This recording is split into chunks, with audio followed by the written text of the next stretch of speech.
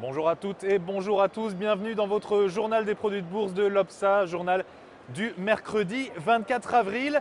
Avec pour commencer ce rebond confirmé à la Bourse de Paris, le CAC 40 en poche 1,58% à 3842 points, son plus haut niveau depuis près d'un mois. Des marchés français toujours portés par ces rumeurs qui concernent la BCE. On pourrait de plus en plus voir la Banque Centrale Européenne diminuer son principal taux de change. En tout cas, 21 analystes de Bloomberg sur 36 attendent que la BCE diminue ce taux principal, surtout que les résultats allemands continuent de décevoir. L'indice du moral des investisseurs a perdu 12 points. L'indicateur IFO du climat des affaires passe lui de 106,7 à 104,4 points.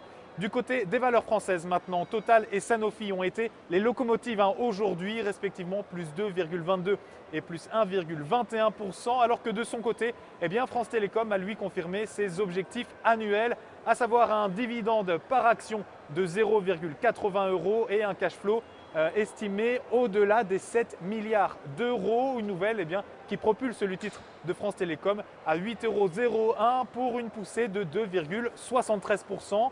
Outre-Atlantique maintenant, ici aux États-Unis, la journée était placée sur le signe de l'équilibre entre l'ouverture et la clôture. Le Dow Jones a très longtemps fluctué entre moins 0,1 et plus 0,1% pour finalement clôturer à moins 0,25%. Le Nasdaq et le S&P 500, quant à eux, terminent à respectivement plus 0,09 et plus 0,04%.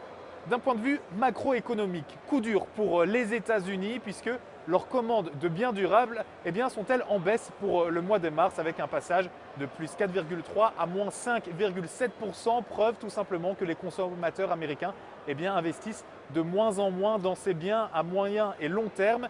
Et puis d'un point de vue des sociétés, le résultat à suivre aujourd'hui était bien évidemment celui d'Apple. Alors Apple a dévoilé ses résultats hier, des résultats d'ailleurs accueillis avec pas mal de critiques malgré des dividendes en hausse de 15%, mais ce n'est qu'aujourd'hui que ce bilan trimestriel a eu un impact sur les marchés et un impact de manière assez surprenante, plutôt positif puisque le titre d'Apple gagne un peu plus de 0,22%. En revanche, mauvaise journée pour le numéro 1 américain des télécoms, AT&T, qui lui aussi a dévoilé de mauvais résultats trimestriels hier soir et aujourd'hui dégringole de plus de 5,30%. Pour terminer maintenant, comme à chaque fois, la valeur à suivre avec aujourd'hui l'établissement bancaire BNP Paribas. Sa valeur forme actuellement une figure d'essoufflement vendeuse dite en biseau descendant. De plus, le comportement de l'indicateur de vitesse RSI appelle à l'optimisme puisqu'il met en exergue une divergence haussière, repasse au-dessus de sa zone de neutralité située à 50% et enfin dessine lui aussi une configuration de renversement dite en tête et épaule inversée. Du coup, tant que 37,40 € reste support, une nouvelle jambe de hausse est attendue en direction de 44,80 € dans un premier temps. Ensuite, le dépassement de ce niveau amènera les cours sur les 47,80 €. La stratégie qui vous est proposée pour jouer cette valeur, c'est l'achat du Warrant Call BNP Paribas à 4624 T d'Unicredit au prix d'exercice à 45 € et d'échéance au 6 décembre 2013.